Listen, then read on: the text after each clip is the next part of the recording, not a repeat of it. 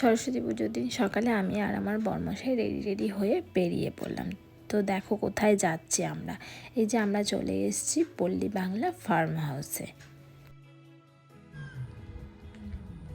আমরা এসেছি আজকে পল্লী বাংলা ফার্ম হাউসে। আমাদের আসার কোনো ঠিক ছিল না, হঠাৎ সকালবেলা উঠে বরমশাই বলল যে চলো সরস্বতী পুজোর দিন তোমাকে একটুখানি ঘুরিয়ে নিয়ে আসি। তো আমিও ফটাফট বলা মানে রেডি হয়ে নিলাম, দিয়ে বেরিয়ে পড়লাম। মনটা একটু খারাপই হচ্ছিল যে সরস্বতী পুজো তো বাড়িতে থাকতে হবে, কিন্তু বর আমার মনটাও বোঝে, তো আমাকে নিয়ে বেরিয়ে পড়েছে। হাড়ি বাঁধা আছে কেন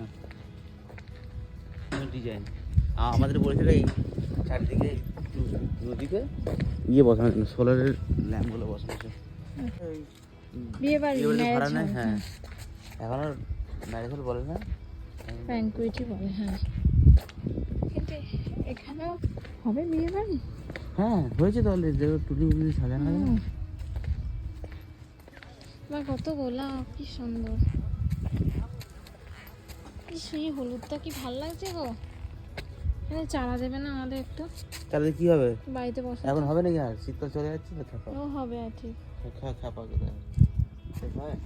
ইচ্ছা। চারাগুলো দেখে লোভ লাগছে, কি সুন্দর সুন্দর কালার গো।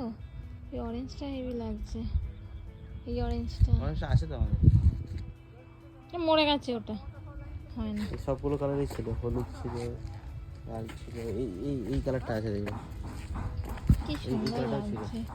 এই গোলাপিটা কি সুন্দর লাগছে, তুলে একটা মাথায় ছেড়ে নিয়ে নেবো একদম। সব জায়গায় গেলে আমি এরকমই পাগলামো করি, ঠিক আছে। তো এবার আমাদের প্রচণ্ড খিদে পেয়ে গেছে, যেহেতু সকাল থেকে কিছুই খাইনি, মানে মুড়িও খাইনি, জাস্ট চা বিস্কুট খেয়ে বেরিয়েছি। তো প্রচণ্ড খিদে পেয়ে গেছে। তো বরমশাই বললো চলো আগে খেয়ে নিই, তারপরে গিয়ে ঘুরবো, নাহলে আর ঘোরা যাচ্ছে না।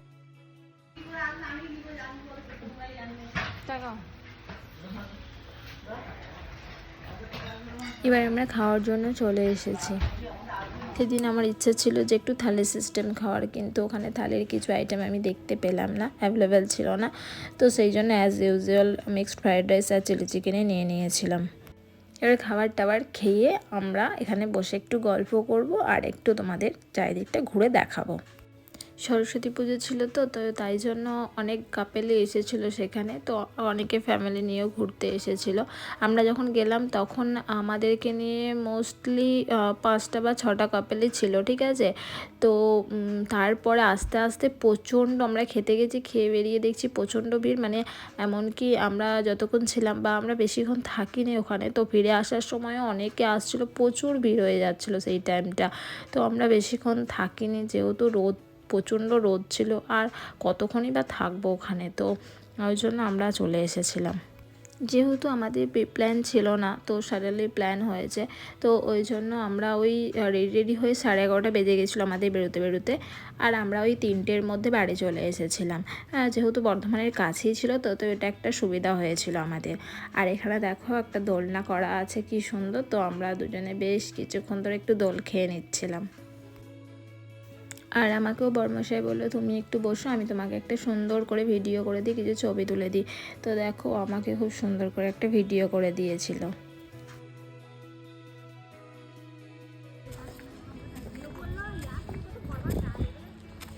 কেমন লাগলো আজকের রিসর্টটা?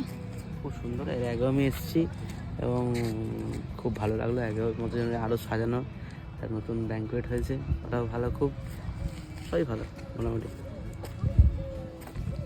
অল ওভার গুড, বাট এখনো কাজ অনেক বাকি আছে, এদিকগুলো অনেক কাজ বাকি আছে। আর বোটিং কেউ করছে না তো। আর ওদিকটা ফার্ম না, মানে ওইসব পোলট্রি, তারপরে ছাগল আছে, ভেড়া আছে, গরু, ভেড়া তুমি বলে ভেড়া সব পোলট্রির ফার্ম করা আছে। এটা রেস্টুরেন্টে, ওইখানে বসে খাওয়া যাবে। হ্যাঁ বাইরে কেউ যদি চায় বাইরেটা বসেও খেতে পারে। মানে এদের নিজস্বই ওই ফার্মে সব আছে, ছাগল বলো, মুরগি বলো, পোলট্রি চাষ করা হয়, তো ওরাই ওখান থেকে এনেই ওরা রান্না করে, এরকম ব্যাপার। বাহ, তো তোমরা দেখলে কতটা বড় এরিয়া নিয়ে ফার্ম হাউসটা তৈরি হয়েছে। আজকে একটা অন্য জায়গায় এসেছি ঘুরতে আমরা, তো বলা যে কেমন লাগলো রিসর্টটা? আমার খুব ভালো লেগেছে, বেশ নতুন নতুন জায়গা, ভালোই লাগছে। একদমই নতুন হয়েছে রিসর্টটা। আমি আগেও একবার এসেছিলাম কাজের সূত্রে, তখন এতটা হয়নি, এখন আরও সুন্দর হয়েছে রিসর্টটা। তাই জন্য আজ ফাঁকা টাইম পেলাম, একটুখানি ঘুরে গেলাম। তখন সেই ব্যাংকোয়েটটা হয়নি বলছিলে তুমি আমাকে, বলো? এটা হয়নি তখন, এখন নতুন হয়েছে। আর অনেক কিছু টুকটাক হয়েছে, তুমি তখন বলছিলে যে একটু ফাঁকা ফাঁকা আছে। তো এখনো আরো কাজ চলছে, এখনো আরো অনেক কিছু হচ্ছে, বাকি আছে, হবে আস্তে ভালো আস্তে। লাগলো। অল ওভার সুন্দর, খাবার কোয়ালিটি মোটামুটি, খাবার কোয়ালিটিটা আমার খুব একটাও যে সুন্দর সেটা লাগেনি, মিথ্যে কথা বলবো না, যেটা লাগেনি সেটা বলবো, ঠিক আছে। তবে একটা ব্যাপার কি লাগলো যে এখানে 100-200 টাকা এন্ট্রি ফি, তো এন্ট্রি ফিটা তোমার দিলাম ঠিক আছে, কিন্তু ওটা খাবারের সঙ্গে অ্যাডজাস্ট হবে, মানে তোমাকে খাবার খেলে তবে তোমার গায়ে লাগবে না, না হলে কিন্তু ওইটা বড্ড কস্টলি, এটা একটা বাজে জিনিস লাগলো। তো অল ওভার ঠিক আছে, ভালো লাগলো কিন্তু। ফার্ম হাউস ঘোরা কমপ্লিট, এবার আমরা বাড়ির দিকে রওনা দেব। সত্যি নিজেকে খুব লাকি মনে হয় সব সময় যে তোমার মতো একজন হাজব্যান্ড পেয়েছি।